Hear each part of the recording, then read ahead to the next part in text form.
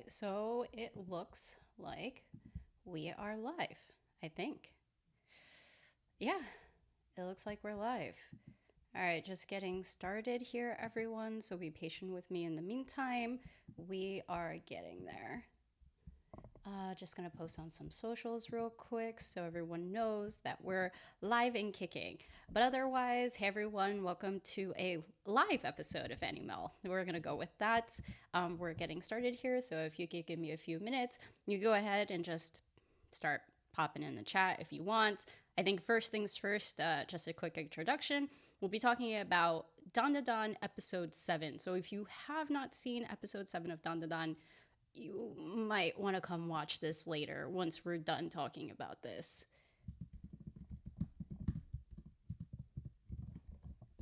Alrighty.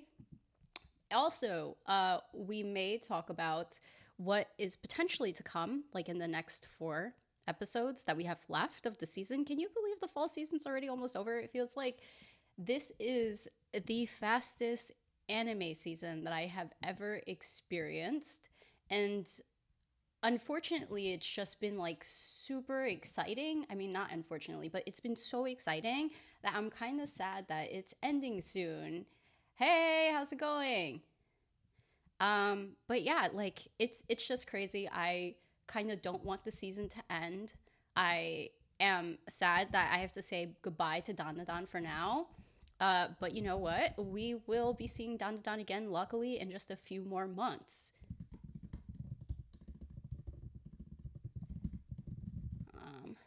Sorry, I'm just doing my due diligence, guys.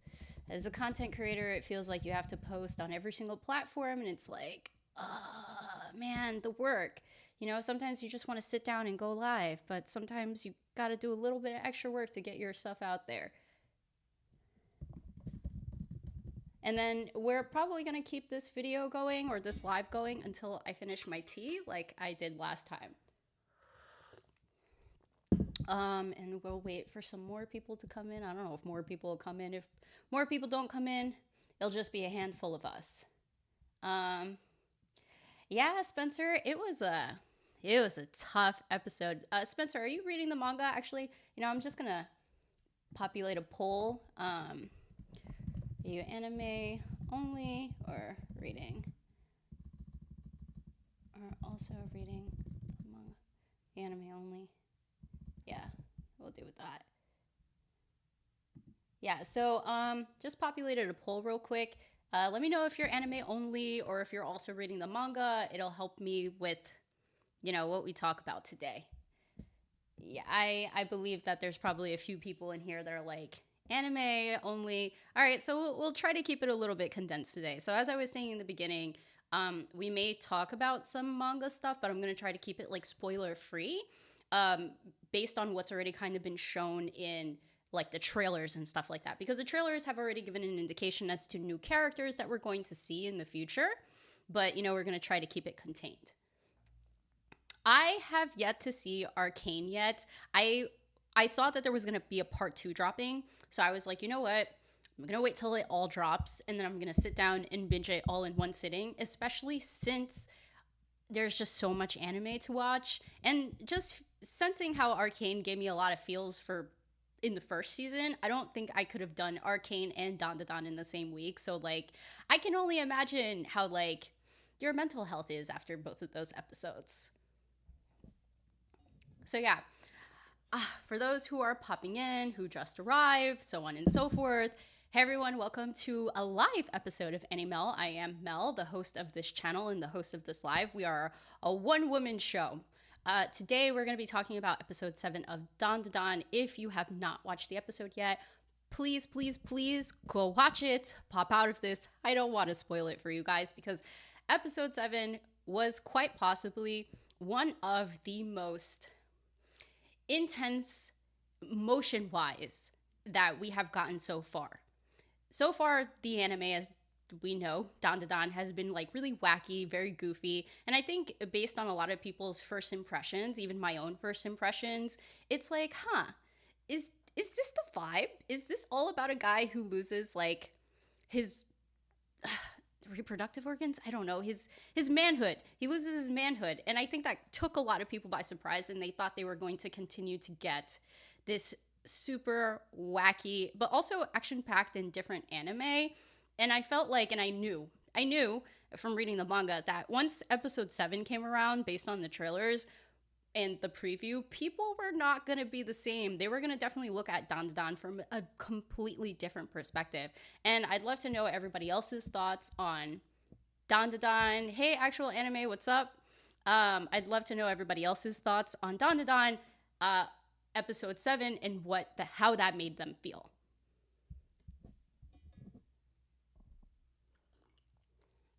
So we got a couple of people who are reading DanDaDan. I am really happy about that. This video might turn into like, how do I say this? Like a propaganda on getting you guys to read DanDaDan, because it's just really good. And I was talking to somebody else on Threads about this.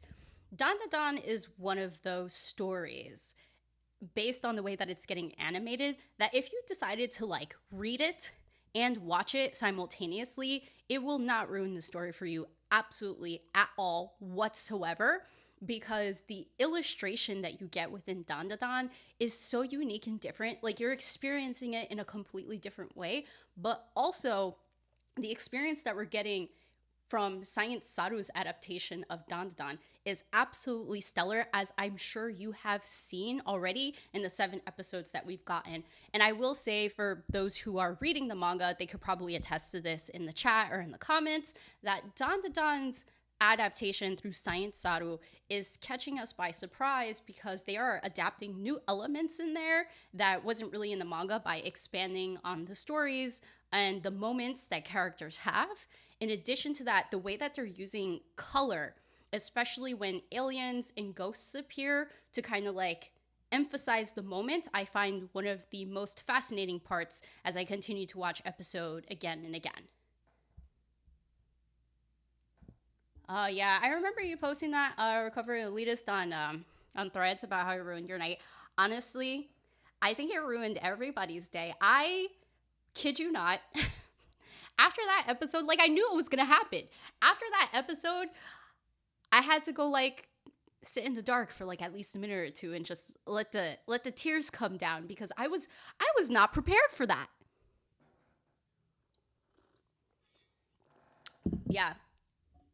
Yeah, like, first it starts off in all right, so let me run through this. So if you guys don't mind, I'll run through the episode. We could talk about our favorite parts. We could talk about different aspects of DanDaDan, and then and then you know, we could continue to share our feelings and then talk about what's to come. So real quick, just gonna transition over. Do you guys see that I am sharing my screen? I hope you can. I'm actually gonna pull up on my phone so I can see it too. Because I want you to be able to follow along with me as we talk about DanDaDan. I don't want us to be like, you know, just talking and then no visuals. I tried to prepare as best as I could so that we could eventually like get to this point and talk about DanDaDan. Actually, real quick, because I need to fix my stuff. Okay, real quick. Okay, cool. Moving some things over. And yeah. Sometimes on days like this, I wish I had like a co-host, because it gets kind of tricky sometimes doing this like side by like 2 different scenes. Okay, great. We're here. So this episode 7, does anyone recall what episode 7 was called? A Kinder World. The episode name was called A Kinder World, and I just knew from right off the bat, like, we were gonna cry this episode. We were 100% gonna cry. And obviously, we start off with the fact that Okarun is fighting against Acro Silky, you know, Acrobatic Silky, the extended. We're going to just condense it, Acro Silky for short. And in this episode, we are talking about, they're fighting, essentially. And we're seeing that, you know, Okarun's trying to do his thing. Does everyone still see? There we go. Visuals are there. So Acro Silky is still fighting. You know, her hair gets tangled at some point. If we continue to like see the episode go on, there's still some action. There's still some comedic moments. Can I just say the fact that they still try to include some elements of comedy in this episode kind of like left me a little bit confused because I was like, what are we doing here? Are we trying to bait and switch the audience like super hardcore and then whiplash? That's what it feels like this is giving right now. I feel very scared for what's to come. So as the scene continues, you know, they catch her in a bind. We see Ira laying on the floor, and the entire time that I'm watching that episode, I'm like, at what moment are they going to tell the audience that Ira is dead? When I remember reading this, I was like, she's not really moving for a girl who was like chatting a ton and not really like, you know, I don't know. She was moving around quite a bit. And if my screen stops sharing at any point, you guys gotta let me know because I don't know what's going on half the time since I'm running this by myself. Anyway, so yeah, it's like, actually, I don't think I'm sharing my screen anymore. Give me 1 second. Let's see here.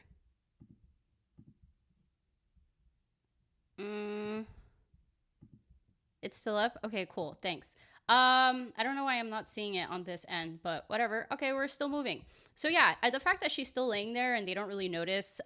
Yeah, she's just laying there dead. And she was so active before, and then, you know, she went bye-bye.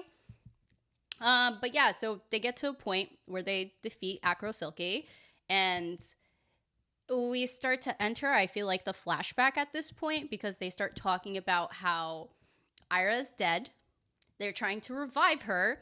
I don't really have a picture of the moment where Turbo Granny is being what's the word? What's a good word to use for Turbo Granny in that moment that's not a curse word? She sucks in that moment. And it was giving good comedy, but it also was like, you know, Turbo Granny, sometimes I don't love you. Like, I love you, but I don't love you. Like, she's telling them the honest truth, like, you can't really do anything about her. She doesn't have spiritual powers like Momo does and is not possessed by a ghost like a Kitsch. Thank you. I'm going to use that. Turbo Granny was a Kitsch in that scene. But the fact that she didn't have abilities meant that there was no way she was going to survive inside the body of a ghost. So we jump into flashback as they defeat Turbo Granny. I mean, not Turbo Granny. Turbo Granny was being extremely insensitive as they beat Acro Silky because, you know, we kind of need to understand their backstory. So far, we've gotten like a little bit of backstory when it comes to Turbo Granny, but not too much. We still don't know like much about Turbo Granny, especially since she's such an ancient ghost. Turbo Granny explains how young and new Acro Silky is because she's never heard of Acro Silky before. But we get Acro Silky's backstory to understand, one, why she came after Ira. Because Ira was seeing her when she was holding Okarun's ball, the golden ball. So there had to be some reasoning behind it. So we dive into this. I was not expecting like this much imagery. I was not expecting like so much more emotion added to this. And if you remember the very beginning of this episode, it was like, I don't play first person shooter games, but it was giving first person shooter games. First person, it's all in gray and black and white, and you can hear someone like huffing and puffing as they're running. I thought the opening to this episode was absolutely genius in the way that they brought it back around circle at some point when they are going through Acro Silky's like backstory was an absolute masterpiece. The directors for this have vision. We see it in every episode, but the vision that they had specifically for this episode was absolutely stellar. David, so about anime of the year. Wow. Yes, honestly, this for me has to be anime of the year. But does it count as anime of the year for like this coming cycle, or does it count for the next cycle because of where it's placed? That's the thing that I'm not sure about. But like, I'm gonna be super duper disappointed if DanDaDan's not anime of the year, because not only is it the shonen category, which usually wins all of the awards, not only is it action packed, yeah, you know what? It's up against Free Run. We have a really hard year this year. We have a really hard year this year. I don't know what we're gonna do. But anyway, so I would love this to be anime of the year. But if not, you know what? There is the second core that's coming out in summer 2025. I think that it'll allow DanDaDan to qualify for like another round of awards, if that makes sense. And I think it has other opportunities to win awards, whether it's like in regards to cinematography or just animation, or direction. I think that DanDaDan has potential. Not it has potential. DanDaDan is going to win an award of some sort. Yes, you know, if Science Saru decided to take like the backstories from DanDaDan and create it into like small short films, I think it would be like, I think it would do well at like film festivals and stuff like that. This is production, quality production, movie animation that we got this episode. Anyway, I feel like I'm getting sidetracked a little bit. Anime opening of the year, yeah, hands down. I think that DanDaDan had it.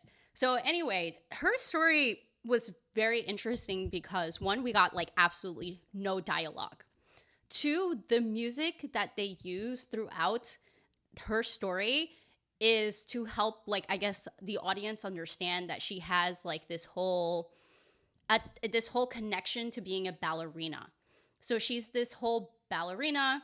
She is what's the word here? She's like working hard for her daughter, as you can see in some of the scenes. She's going to work, coming home, taking care of her daughter, and just trying to live a happy life for her. I didn't notice this, like this specific scene right here. I didn't notice this when watching it like the first time around, but the dress in the window that she sees is the dress that she wears as a ghost, and it's the dress that she gives to her daughter.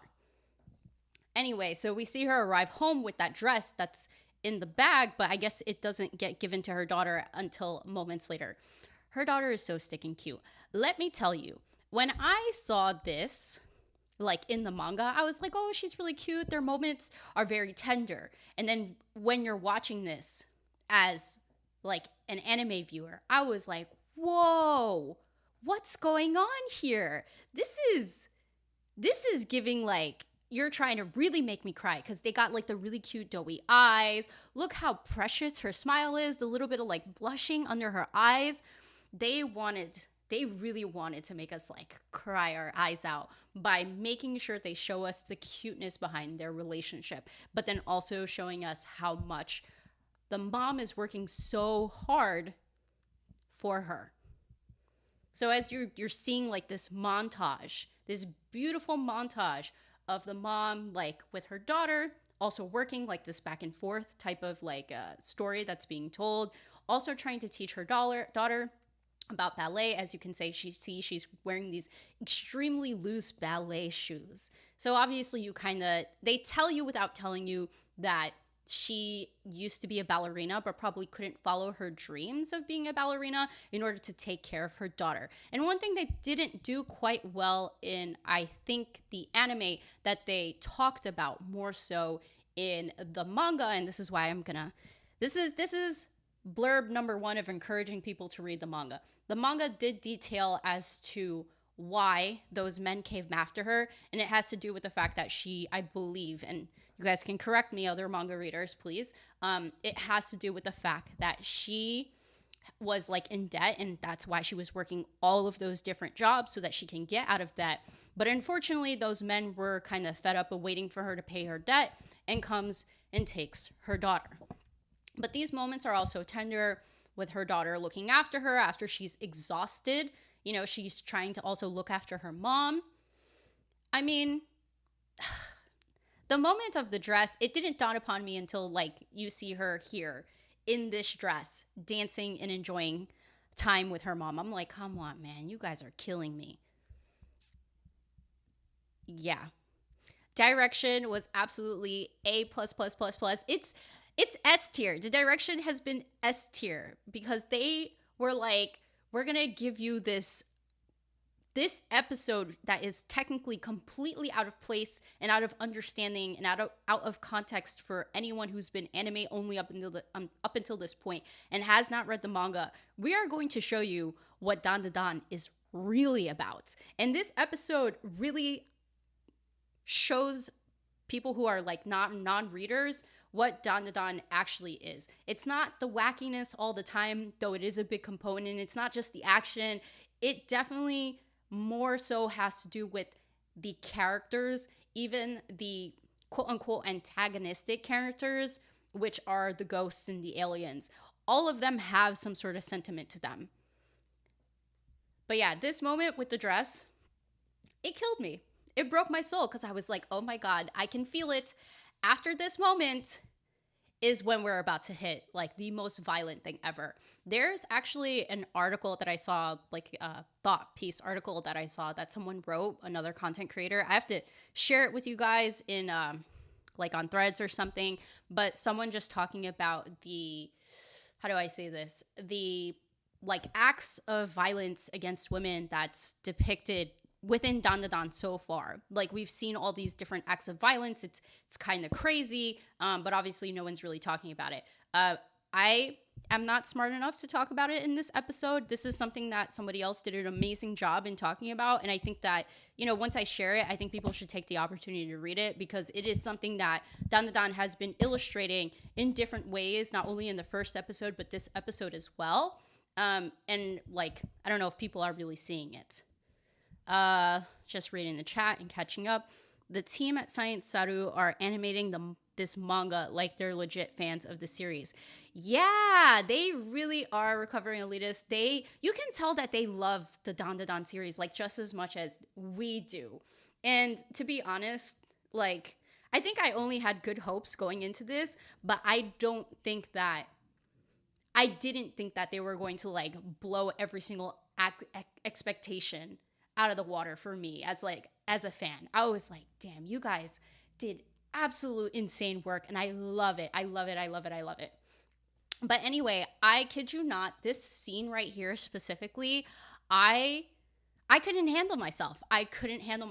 I was like very distraught, extremely emotional, and I can only imagine how other people felt while watching this because it was so violent. Like I'll reiterate, it's been a long time since I've read the manga. It's like been at least a year or two since I've read this specific chapter in which these scenes are happening, but I cannot tell you that the scene in which she falls back and her arm is like bleeding from all the glass that's in her arm, and then her eyes have blood in it too, which kind of like explains as to why like the very first opening scene, it's kind of like blurry, it's kind of hazy. Like at first you think it's a rain, but then it might be the fact that her vision is also obstructed. So all of these things, tying it back to the beginning and then tying it to the backstory that we're getting, and up until like they take her daughter and she's running after her, I was like this blurriness, this absolute blurriness, it has to be not just because of the rain. It has to be also because her vision was obstructed at some point when she was trying to fight back against the debt collectors, against the mobsters. This scene, I had to pause it, absolutely pause it. And I kid you not, I was there with my head and my hands just like breathing heavily, like, I don't think I can watch the rest of this scene. This is a lot heavier than like what we got in the manga. It was not this heavy in black and white and still pictures. They really brought it to life with all of these different sensory elements. Absolute genius. Anyway, gonna take a pause here.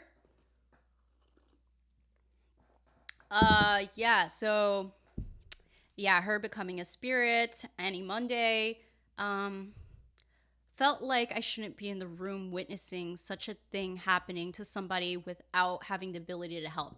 Yeah, I mean that moment really hurt because it there were times where it felt like you were there based on the angling of the camera. I think that obviously was on purpose to draw that emotion and draw some empathy out of like the audience. I really think a lot of what they did was to help place us as first person viewers within like the actions and within the sequences that were happening. Recovering elitist, one detail I noticed that nobody else is mentioning is the fact that when Acro Silky hugs Ida as she's disintegrating, her arm is full of glass shards, like when she was alive. Oh my god! Honestly, okay. Hopefully, I have a picture in here. I threw this together real quick. Hopefully, I have a picture in here that depicts that. We could talk about it because there are so many things that like I'm kind of noticing, but also still noticing. And, once I think like we get the full 12 episodes, I'm going to have to go back and rewatch this because I've mostly been watching this subbed and I kind of want to watch this dubbed. Both voice acting is absolutely astonishing and amazing. And I'm so happy that they're doing simultaneously so everybody can enjoy the experience the way that they want to. But anyway, continuing this, let's see here. So this is the moment that I think every single person who has read the manga has been waiting for. Every single person has been waiting for this moment because when you see it in the manga, the double spread is absolutely stunning. Like the way the stars and the sky is depicted here is just like in the manga, but obviously in a different way because you've got this black and whiteness. You don't have all this color. You don't have all these other different sensories. And obviously you also don't have the music that's also playing in the background while she is dancing her life away. I was reading an article recently, and you know how sometimes people can comment on articles, and one person mentioned at the very bottom of the article that they didn't understand why she went to the police. And you know what? If you're if you're watching this and you're seeing how much like blood she's also gushing out, I don't know if there was a likelihood that she would have like survived long enough to get to the police. And even if she did, there probably isn't a chance that she was able to get her back with how far they got away and perhaps how little she knows about the people who broke into her house. There's so much darkness to this episode that I feel like it's not easy. It's not just as easy as you like going to the police and they're going to help you. I think that the situation that we see unfold is extremely violent, extremely difficult. And what DanDaDan really does and really shows is that unfortunately these violent acts happen like to people in life, and there is no way of remediating the situation. It's not like easy, and it's not like just straightforward. But this scene right here, her just dancing basically the last moments of her life, dancing also because she kind of like lost the opportunity to dance, and I don't think she had a problem with pausing her dream to pursue her other dream, which was being with her daughter, enjoying her life with her daughter, and providing for her. So, I mean, this specific moment was just stellar. I don't think we were expecting any of this. And the way that they kind of flash, I'm jumping ahead a lot, the way that they kind of flash back and forth between her also like meeting Ira after death in like her ghost form, because now you see she's all bloody, she's in rags, and Ira sees her, and I want to know what people's thoughts are on this actually. When Ira sees Acro Silky like as a spirit in death, my first thought was, and I didn't think about this till then, is that since Ira lost her mother and is probably seeking out her mother and looking for her, I kind of suspect that she has like, probably a fine line connection to probably the spiritual world at that time after losing her mother. Maybe also the fact that she's young. There's like a couple of components going on here that allowed her to see Acro Silky at that time. So let me know your thoughts on that in the chat, if it was the fact that it's very much correlated to her mother passing, or if it was correlated more to the fact that she's young. And you know how sometimes there's this chatter and talk about the fact that she is, younger kids can like see things that adults can't. But I'm gonna run through the chat real quick while you guys think about that for a moment. Um, yes, everyone who's here, as the Life with Anime podcast said, and thank you for joining. Like the stream if you haven't liked the stream already, and share it with other people if you're enjoying this conversation. This is supposed to be mostly conversational, so I love seeing you all in the chat talking about this. I really wanted to talk to other people about it and talk about this specific episode because it really blew every single expectation I had. It's an 11 out of 10 for me. It's an 11 out of 10 for me. Yeah. Any Mondays and Recovering Elitist, it does give that handheld camera impression, and I think that was done to give us the first person point of view. The camera angles and just the way things are done was absolutely genius. The dance scene, yes. Oh, Death Parade. I would love to rewatch that anime at this point. Death Parade did have a moment like that. It did feel a little bit reminiscent, didn't it? What else is going on here? Hi, Shay. Thanks for joining the stream. I appreciate it. This is my first this is my first organized live stream. Let's say that. But this is my second stream. Let's see what else is going on here. Yeah, they've been doing a lot. Yes, to David. Acro Silky is it's part of another urban legend. I think later, I don't think in this part 1, maybe in part 2, maybe in season 3, we're gonna get a really famous yokai. I think her name is Reiko or Reiki. I think it's Reiko. She's really famous. I had to look her up and I was like, whoa, big Japanese folklore ghost. I thought it was a younger kid aspect as well as her connection with her mom through the love they shared and unfortunately the trauma. Yeah.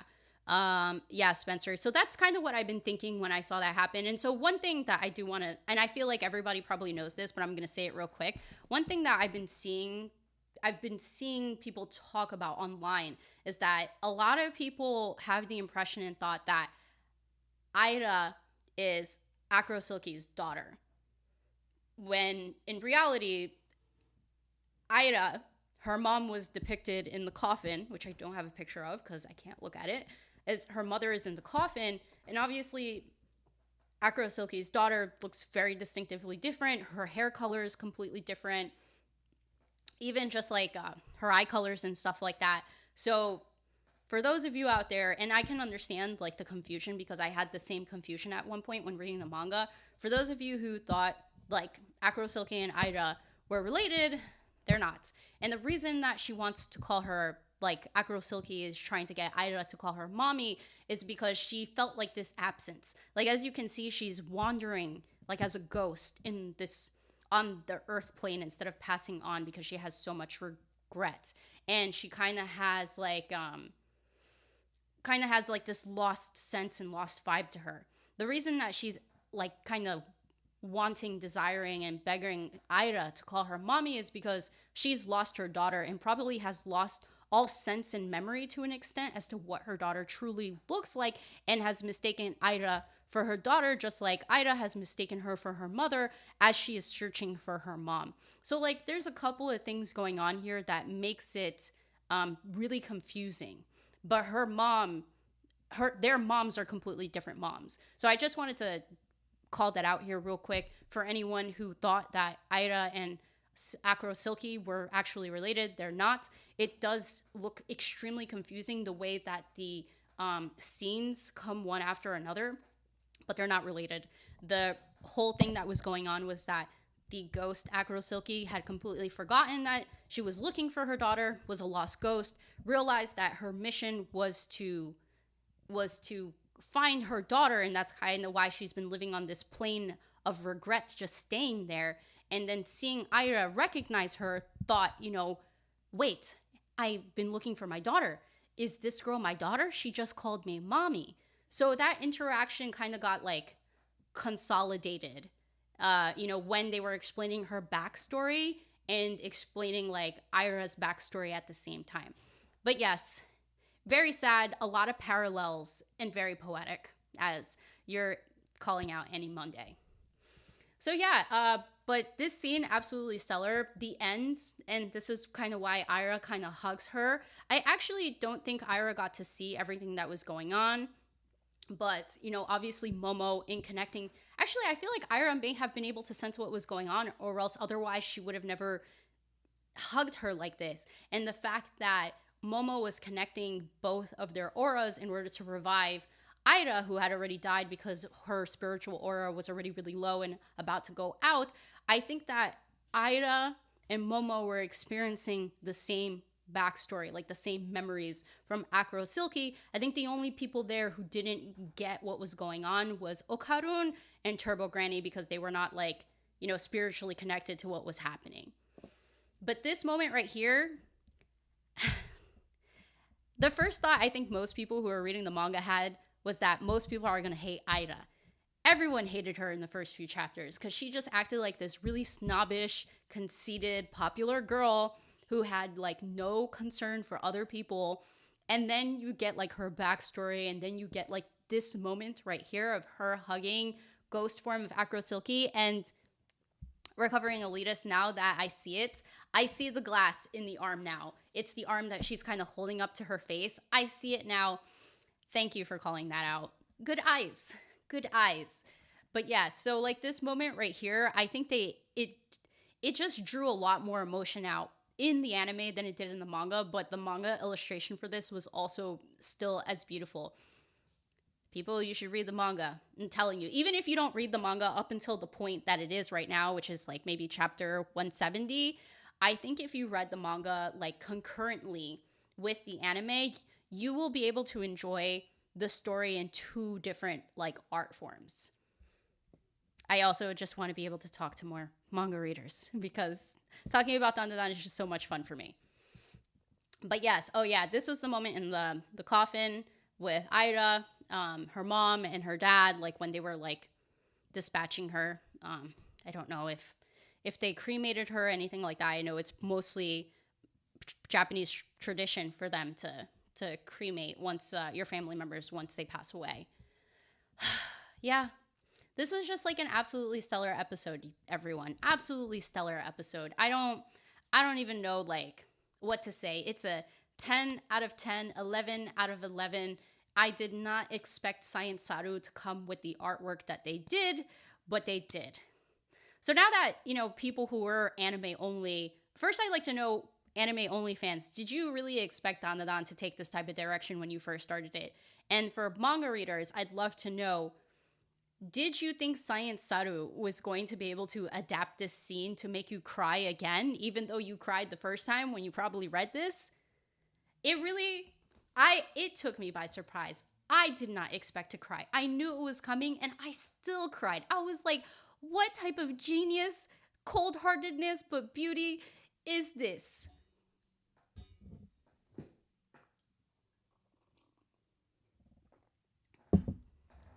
Yeah, I would love the physical collection of DanDaDan, Annie Monday. And yes, Shay, it is absolutely, absolutely such a great manga. The artwork that Tatsu Sensei does for DanDaDan is genius. Absolutely, absolutely, absolutely genius. And the work that they're doing with Science Saru is also genius. I don't have words. This entire first part of DanDaDan, with the inclusion of this episode, has been leaving me like in absolute awe. All right, that's all the visuals I have, but we're gonna continue the stream because I'd like to talk about like what's to come next, because we have like only 4 episodes left of DanDaDan. I'm not ready. Is it 4 or is it 5? I think it's 5. Counting 8, 9, 10, 11, 12. Yeah, there are 12 episodes this season, so we only have 5 episodes left of DanDaDan, which I am absolutely crushed about. Absolutely crushed about.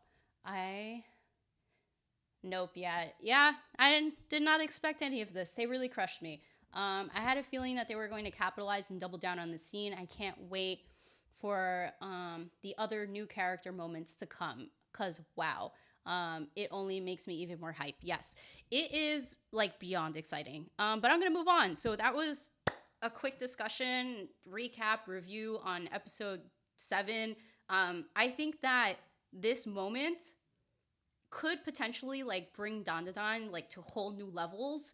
Like people who are non-anime viewers may start to engage with DanDaDan to a different extent when they start to see the scenes that come out of episode 7. But anyway, so we have 5 episodes left. There may be some slight spoilers coming in a minute, so I'm just gonna let you guys know, but I'm gonna do my best to keep it spoiler free. So in the next episode, as you saw, Aira is now kind of like part of the crew now. She is following Okarun around, and there seems to be this bickering. We also see Aira and Okarun are at the school at night. The next couple of episodes, and I think that the school event, for people who understand what's about to happen, for the nighttime school event with Aira, Okarun, and Momo that's about to come, I think that might take like 2 episodes. Then we'll have 3 episodes left. I think the next few episodes, if I remember, the sequence of events that comes is going to be 2 or 3 episodes of this next mini arc, and then we're gonna get introduced to Gigi. For those of you who don't know who Gigi is that guy who makes the really weird face in the opening song where he makes that really derpy like face. I can't believe I just made that face on camera. He made that face, the guy with like the orangey red hair. He, I think, will make an appearance, I want to say at the end of like part 1. Like, because this is one whole season that we're getting.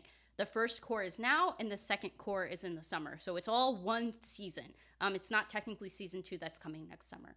So I think that by the end of season 1, we are going to get introduced to Gigi. And I won't give more context on Gigi for people who don't know who Gigi is. And I think that's where it's kind of going to end. So that like it kind of gives a little suspense as to who Gigi is, how Gigi is going to fit into the story and the formula, and this new like friend group that we got going on. Yes, I am excited for how they introduced Gigi too, because I really liked Gigi's voice actor in the Japanese, and I also know that Gigi's voice actor is for the English dub is Alex Lee, and it sounds like he's doing some really cool stuff with his voice. Considering Alex Lee also voices Zenitsu in Demon Slayer, I think it's a perfect pairing. Just considering how goofy Gigi is, not to give it too much context. Geraldo Vale.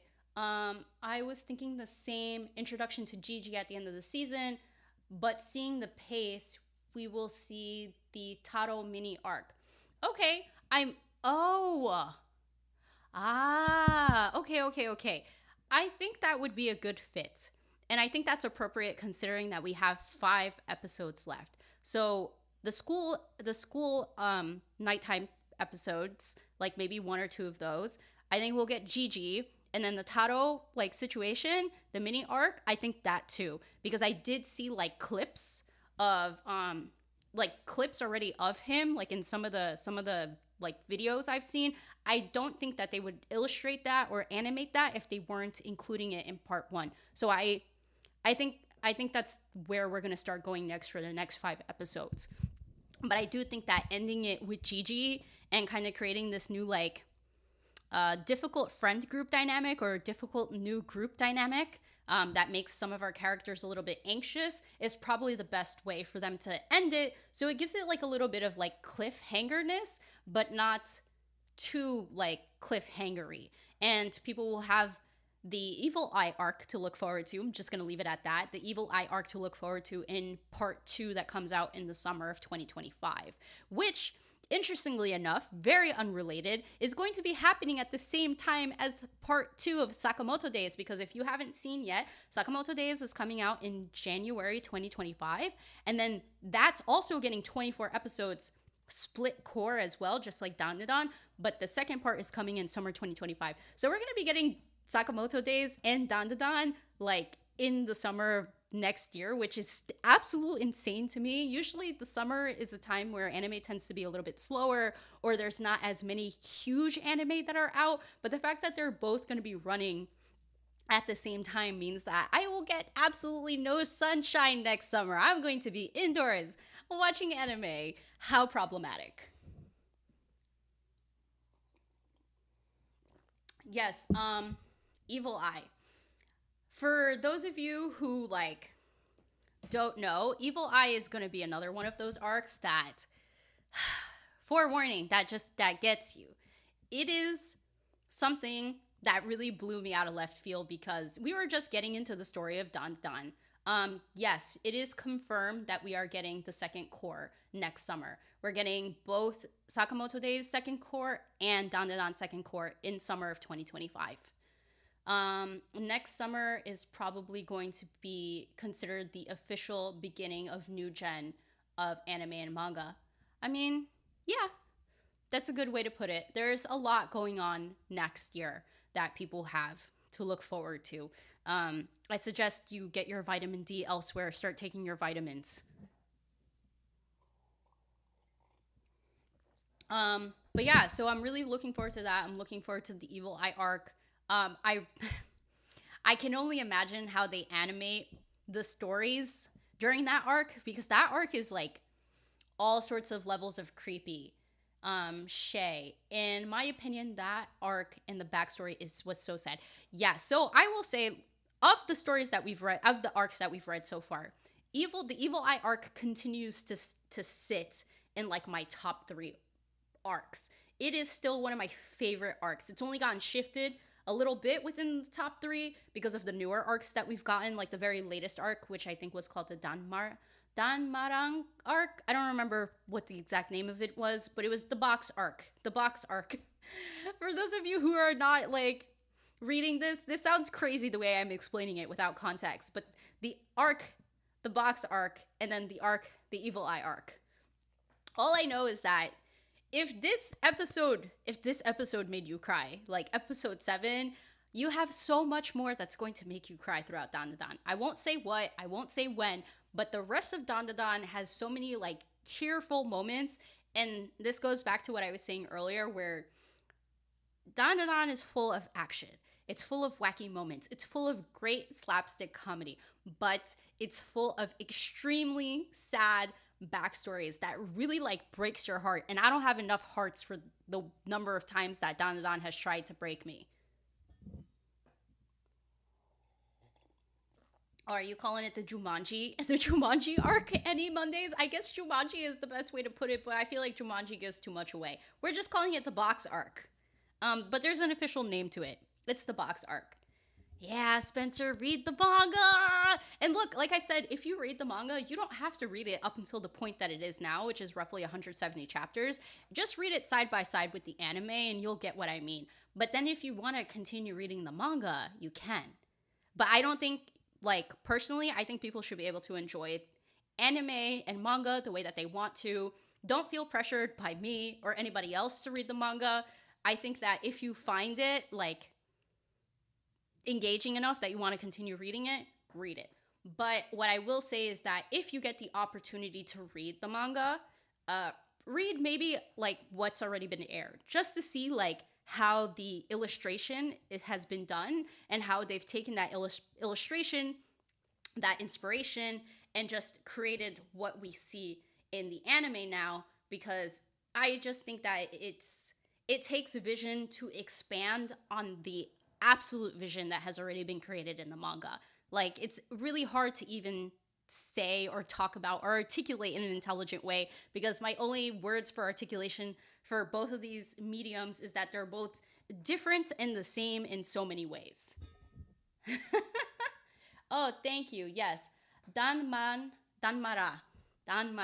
Yes. So like I couldn't get the letters in order, so I appreciate you dropping it in there, because I feel weird calling it the box arc because I know it's not called that. So anyway, yes, we have 5 episodes left. I think that's how it's gonna go. I think that we have Evil Eye arc to look forward to in like part 2. I can't say that like Evil Eye arc is gonna take up all of season 2, but I think it's gonna take up a good chunk of season 2. Would you guys say it'd take up like maybe 6 episodes of season 2? 6 to 7, considering how long that arc is, because that was the first long arc that we got introduced into the story. It's not that long, but it's the very first long-ish arc. Because everything up until that point has been kind of like chunks And understanding that Tatsu Sensei like kind of just created DanDaDan out of some madness, I feel like he started to have like a real plan and a real structure, probably around like the Evil Eye arc.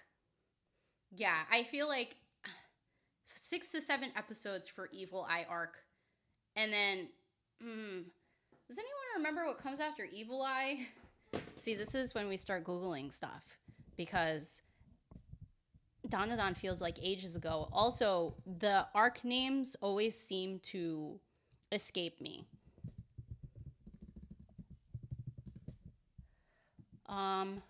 Let's see here. Let's see. The wiki should have a wonderful guide as to what all the names of the arcs are, if I can navigate it. Chapters and volumes. Yeah, I just need to know like all the arc names.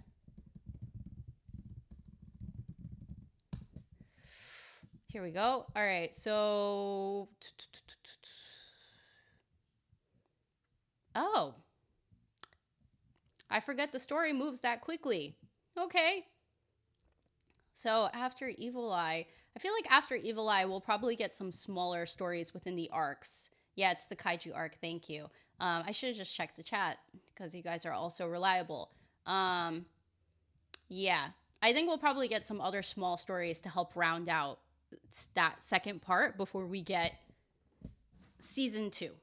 Because I feel like season 2 will be the start of something huge, like really huge. Because the Kaiju arc seems relatively short, and that's when we go into the Space Globalist arc, which is a really long arc. I think season 2 is probably going to start with that, with Vamola. We're saying Vamola here. So we're going to start with Vamola, I think, in season 2. That's where I think this is going. Spencer. Yes, Sakamoto Days is getting an anime adaptation. There is a teaser and there is a trailer out right now that you could watch on YouTube. Fun stuff about Sakamoto Days that I discovered, if you're a fan of My Hero Academia and Haikyuu music, the music composer for both of those, who is the same, Hayashi Yuki, he is going to be composing for Sakamoto Days, which has me really, really hyped and really excited, just because I am a huge, huge fan of his anime musical compositions. He does an absolute stellar job at evoking emotion, even though Sakamoto Days is one of those anime or manga that's, I can't say that I've cried while watching it or reading it, but it's definitely like one of those stories that's just like, it's got you on your toes. I think that Hayashi Yuki will do a good job with the music composition. We're getting real gaunts in that arc. Yeah, his music is great, isn't it? I don't know how many of you are fans of his music composition, but he really does like bring moments to life. The number of times that I'm watching Haikyuu, the number of times that I'm watching like My Hero Academia, and you just feel like this energy hype while you're watching it. I feel like he's going to be able to evoke that hype that Sakamoto did, because Sakamoto Days, it's just the most crazy, out of this world. Like, DanDaDan is crazy out of this world, but DanDaDan makes sense.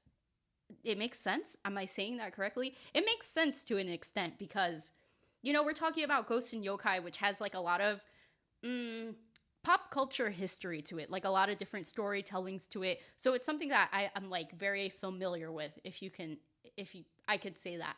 Whereas with Sakamoto Days, we're talking about something like really, really, really, really, really outrageous, because the man can literally kill with anything. He can kill with anything. Should I be saying that word on here? Probably not. But he can do his job with anything as an assassin. And to be honest, like, no one should be that resourceful. No one should be that resourceful.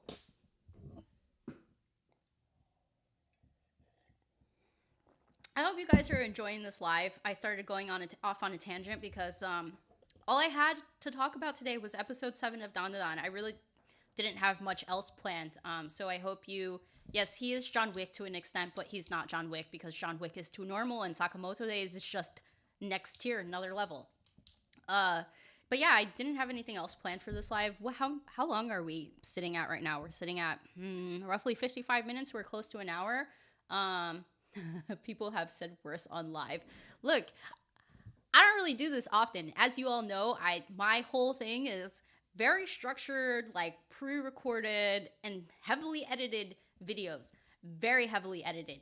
I will sit down and film for like an hour and a half, and what do you usually get? A roughly 20 minutes to 30-minute episode or like YouTube video. So they're heavily edited. Let me just say that. This is very unfiltered, so I'm like being very cautious about how I say things and how I articulate myself because it kind of is very important to me that I convey things the way that they are in here.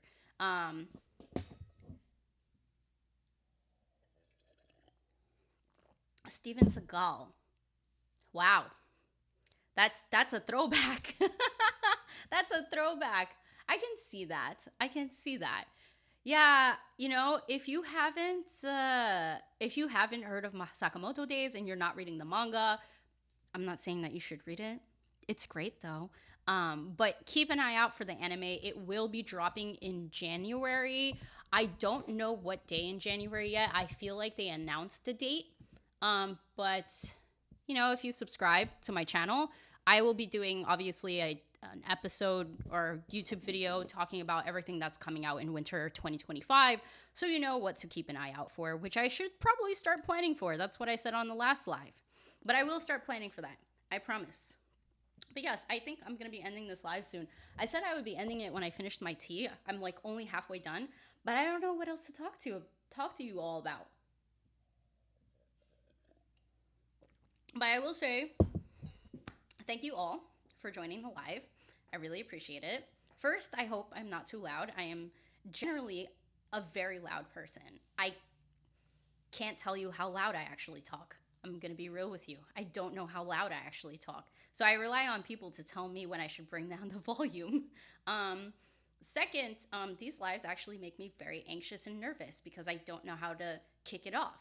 And then I don't know how to continue a conversation when I'm done with the topic, which is what's happening right now. And then, yeah, so then we end up here where we're like, should we end the live or should we keep talking? What have you been reading? Manga wise, let's see.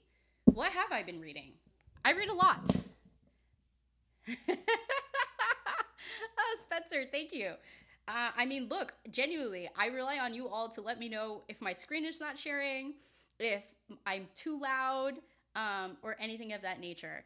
I appreciate you all. Thank you, thank you, thank you, thank you. I feel like I should be super chatting you all for being such gracious, viewers. But as to what I'm reading, let's see here. Yeah, if you all have questions, you could throw some questions in the chat.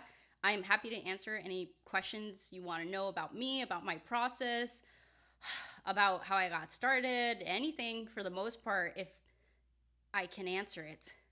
But let's see here. What am I reading? So right now, in regards to manga, so as of last video, thank you. Yeah, thank you. I appreciate you, Annie Monday. So as of last live, remember when I said that I was 30 chapters away from being caught up to Blue Lock? I am fully caught up to Blue Lock. I am so happy I'm fully caught up to Blue Lock. Can I just say that season 2, after reading the extent of Blue Lock right now, 283 chapters, season 2 is quite possibly the saddest adaptation of anything I have ever seen, and I feel so bad for the animators. Great live, thank you. I have to jump, but wanted to just share on a personal level. I have never been invested in a show or an anime like I have with DanDaDan. Finding there is love to the series. Yay! I am so glad that you came and hopped on. I appreciate you being here, Gerardo. But thanks. I appreciate it. And yes, DanDaDan is literally like my favorite manga right now. And the people in the DanDaDan community are just amazing. Let's keep it that way. Yeah?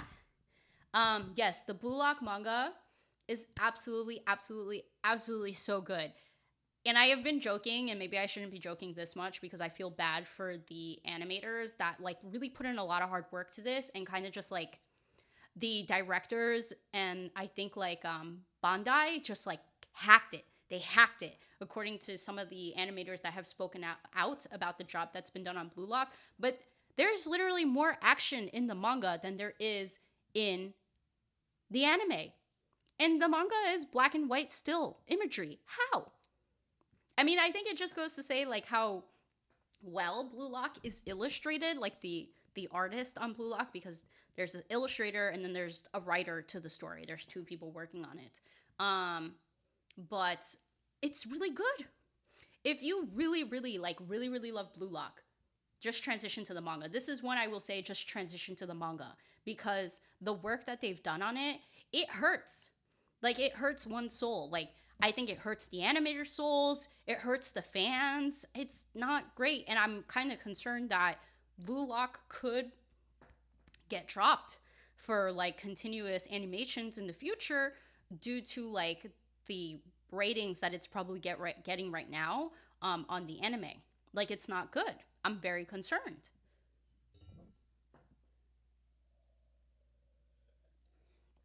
DanDaDan has become one of my favorite series, and I can't wait to see what's next. Yes, Shay. Yes, it is. I don't know what I'm gonna do when DanDaDan ends. I had a scare recently around that chapter, like that latest arc before what's going on right now, that I thought the series was like nearing endgame. I got really scared because DanDaDan is literally like it. DanDaDan makes my Mondays. I love that it's on Mondays because now Mondays don't suck. But yeah, I've never seen Beyblade before, like the CGI mix in Beyblade, but it's not great. It's not great. But yes, I'm caught up on DanDaDan. I mean, caught up on Blue Lock. I am reading, as you all know, I read One Piece on a regular basis. That's on break due to health issues that Oda is having. So let's wish him well and wish him that he takes like a nice, good break to feel better.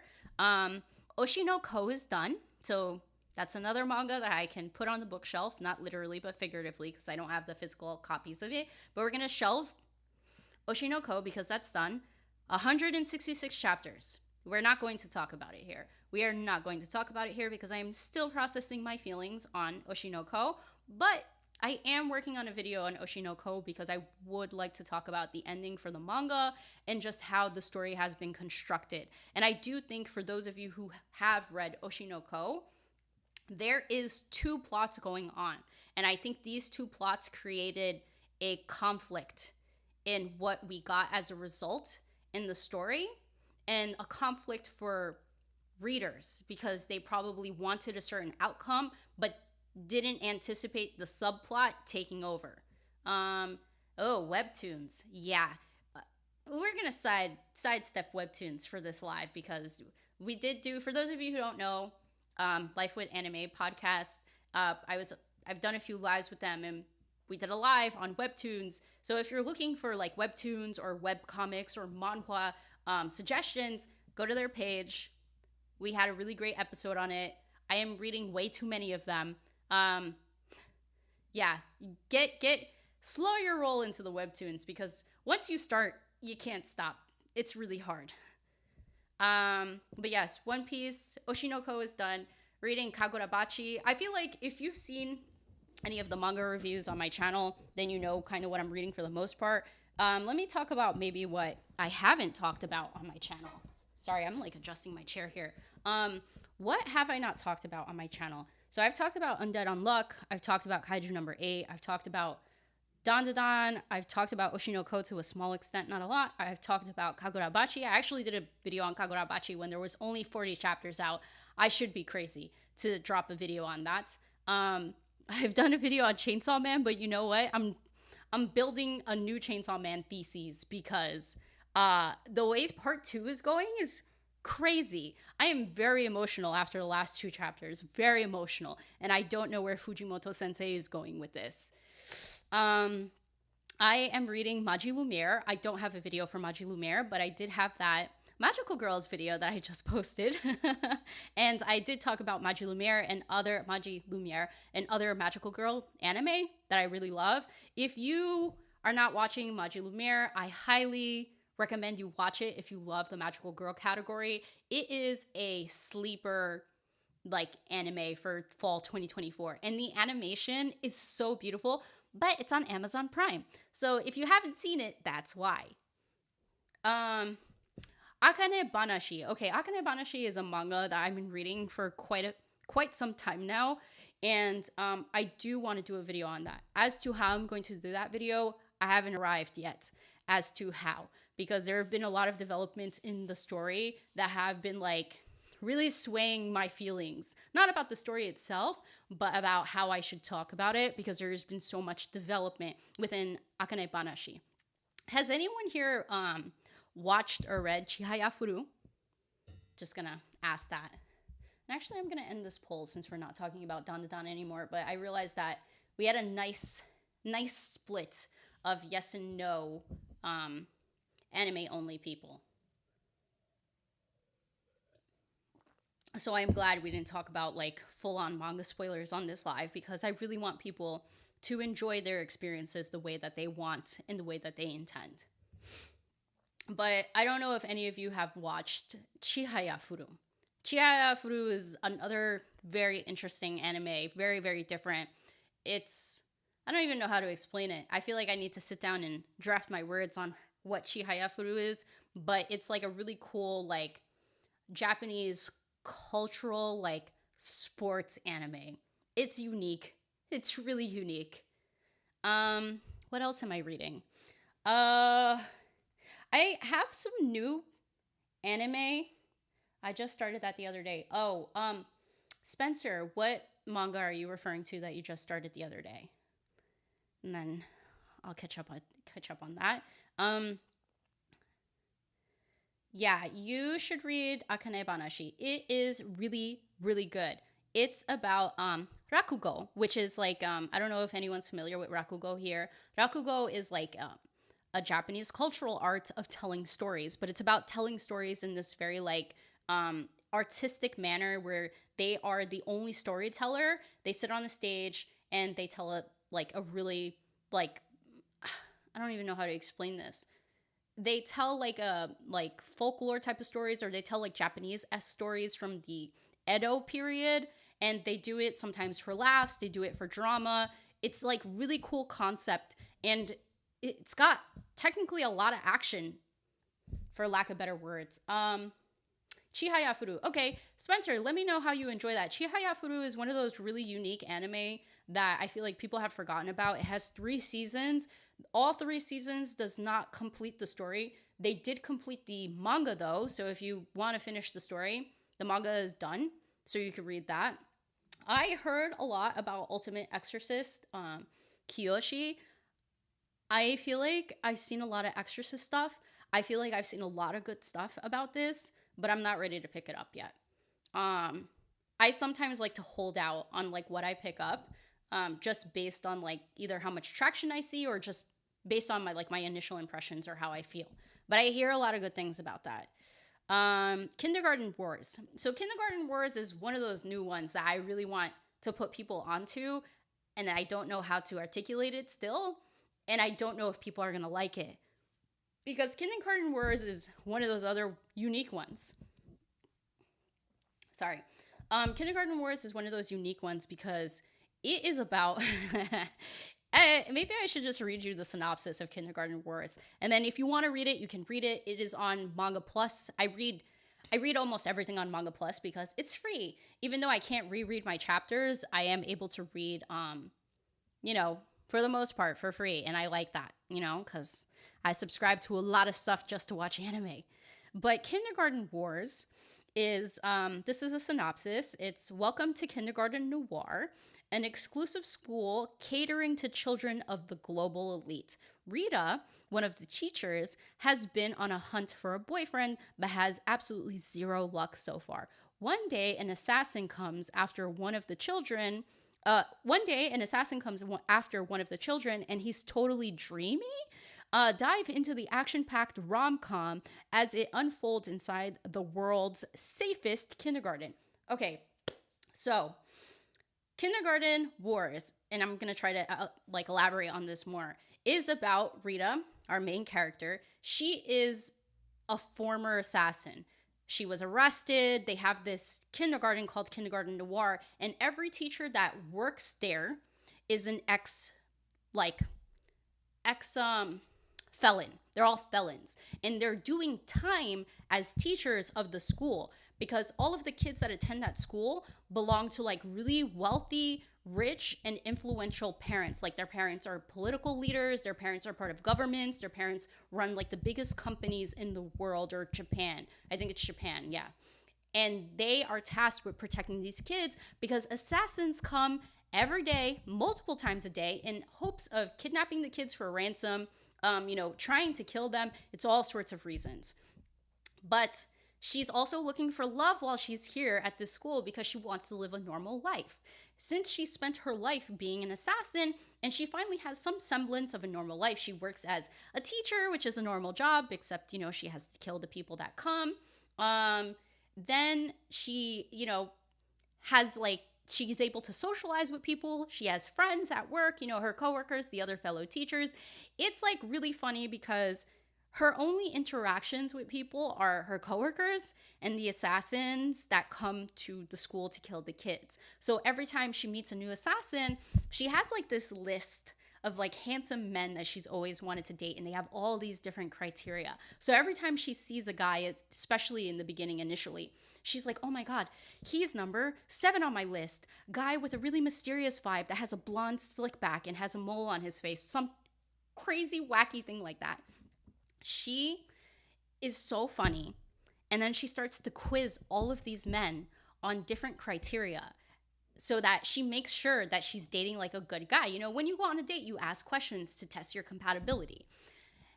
When they answer her questions not in a favorable manner, you have to see what happens. It's part of the comedic aspects of Kindergarten Wars. But aside from that, it's actually really action-packed.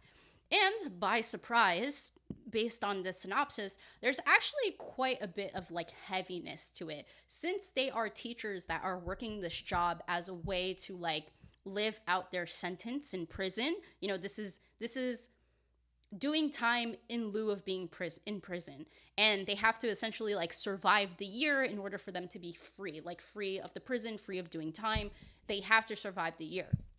Unfortunately, it gets explained that most teachers don't survive because if you have to fight assassin day after day, there's a very high chance and likelihood that you may die on the job. So that's part of the heaviness that comes with Kindergarten Wars. It's not just all giggles. It's not just all Rita trying to find a boyfriend, and it's not just all like, assassin fighting, shonen typical type of stuff. There's also some heaviness to it. So that's something that I've been reading for quite some time. There is like a very high level of comedy, just to warn you. So please expect that, and just goofiness. But there is a lot of good action, a lot of good illustration that's going on. I really like the story.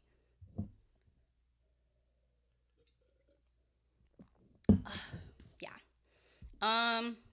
But yeah, that's one like I feel like more hidden gem that I'm reading. Not a lot of people talk about that. This is like that section of the Hunter game exam with the convicts. Just no Koner Killua. That's an interesting comparison.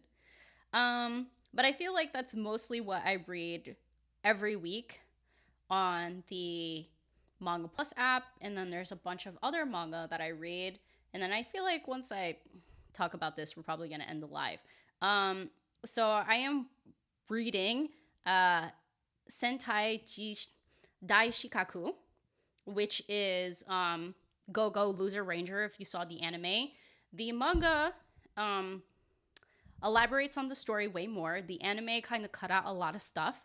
But the anime makes scenes and sequences a lot clearer that the manga is not very clear about. So if you watch one or read one when it comes to Sentai Dai Shikaku or Go Go Loser Ranger or Reject Ranger, whichever translation you've seen, I highly encourage you engage in both because the manga is hard to understand, but then the anime chops the story. I don't understand. We can't have both. Clearly, we can't have nice things. Um, I'm waiting for the return of Yamada-kun. Loving Yamada-kun on level 999. That's been on break for a long time now. I am reading a condition called Love, or otherwise known, I think in Japanese, as Hananoi-kun Toiko no Yamai. Let's see here. What else am I reading? I am reading, for those of you who don't know, I have been reading Yakuza Fiance. Yakuza Fiance has been on break for a year now for multiple reasons. I don't think I'm going to go into those reasons in this episode, but multiple reasons. They've been on break. It's been hard. I want them to come back. But you know what? We're getting a decent adaptation. I don't love the animation sometimes, but I like that, they're animating this. It's nice to see the characters live and moving, their voices and the vivid colors and contrasts. I am reading Uramichi Onisan, The Life Lessons of Uramichi Onisan, who I've not seen a later volume of that. I'm waiting for more chapters.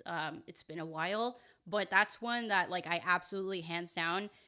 This is gonna sound crazy when I say this. It is probably one of my top 5 anime stories of all time, just due to the context of it.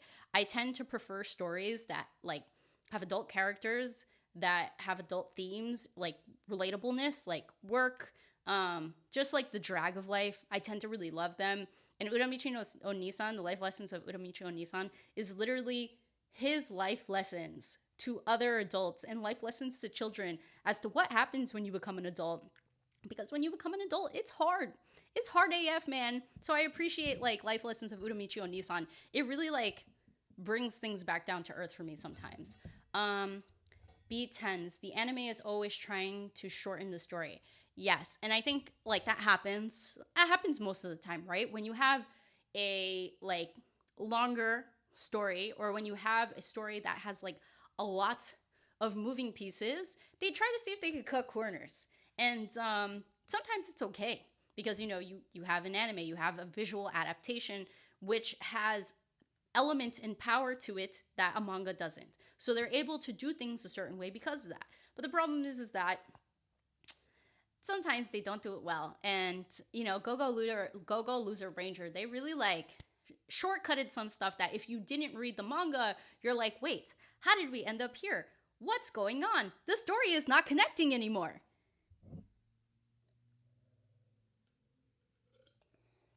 Yeah, so Shay, Yakuza Fiance is it's out there because there's some stuff that you normally would not see, I guess, in romance drama anime in general.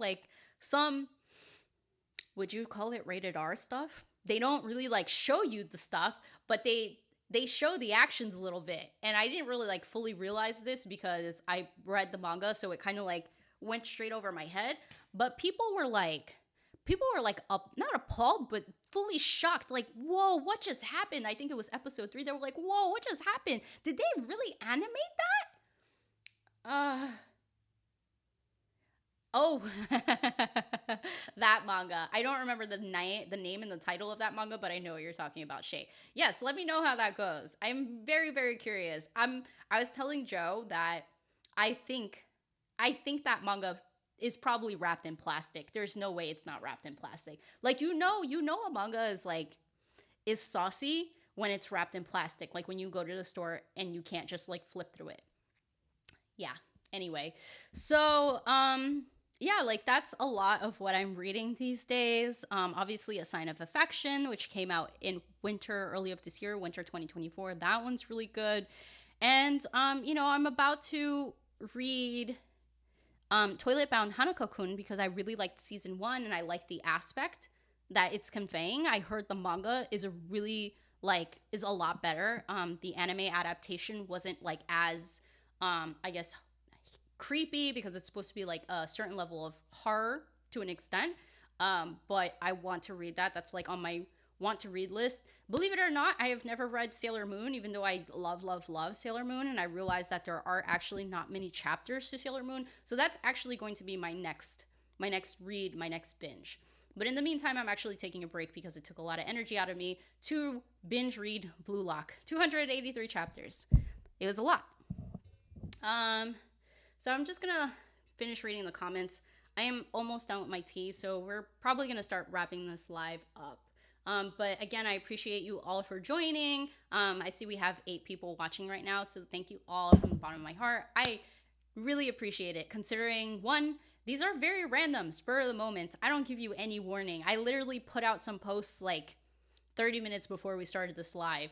And 2, I'm not really pushing them that hard just because this isn't part of like what I normally do. And I just come on here to like chat and interact. I realize that a lot of you probably watch like my full length videos, and I really want to engage like with who my subscribers are. Like, you really like make my days sometimes, just seeing you watch my videos, interacting with me. Like, I just genuinely appreciate it. So I want to be able to come on here and like talk a little bit and talk in a more official format. I don't even know how to explain it.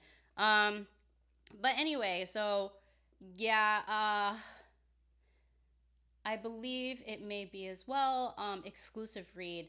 I actually bought a Sign of Affection manga too, so I'll be reading that soon. Oh, yay. The Sign of Affection manga is really good. I like the art style for it. It's very, very nice. I don't know how I got put onto the manga. I believe it was like another content creator that posted it, and they described the story, and I was like, this sounds really freaking cute. I need to read this. But yeah, I mean, that's a small extent of what I read. There's a lot of other stuff that I read, but you know, we don't have to get into that. Some of them are not great. They're okay, and I don't know why I'm still reading them, to be honest. But thank you for joining me. I appreciate you all as always. If you're still here and you haven't liked the stream yet, make sure you like the stream. I'll probably come back for another random live, but as I continue to do these random lives, I'm going to start to give more and more notice. I promise. I'll start to give more and more notice. The first one, there was no notice. The second one, I gave everyone like a 30 to 40 minute notice. The next one, I'll try to give a few days notice so that we can like talk a little bit more structurally, and you know, maybe like do this better. Oh, one more question. How do you keep track of all the anime and manga you partake in? Do you take notes? I mean, for when I feel inspired to film a video and to create content, I take notes. I actively take notes. I use the notes on my phone. I use the notes on my computer, and I just start typing things up. You know, I just let it whirl. I don't do scripts. I do outlines, and then we just go. That's how it works. As for how I actually track, I have my anime list account, and I kind of track everything that I'm reading there for the most part, and everything that I'm watching. But up until that point, I hadn't tracked anything, which sounds bonkers. But also, in the past 4 years since the pandemic happened, my consumption of anime has just skyrocketed, and manga as well. Yeah, David, same. Notes and MAL, which is my anime list. So if you want to start my anime list account, it's absolutely free. They have like literally everything on there. They also have webtoons on there. So if you want to track your webtoons, I've been tracking some of my webtoons on there too. So it's a very thorough app to an extent. Sometimes it's a little hard to find stuff, but if you search, it's there. Anyway, I'm going to end it for real now. Thank you everyone for joining. I will see you all on the next one, but I am working on a video. Oh, I'm actually working on a video. I haven't started editing it. Maybe I'll start editing it this week, but I have video coming up, and it's going to be on Delicious in the Dungeon. Okay? But I'll see you all next time. Bye!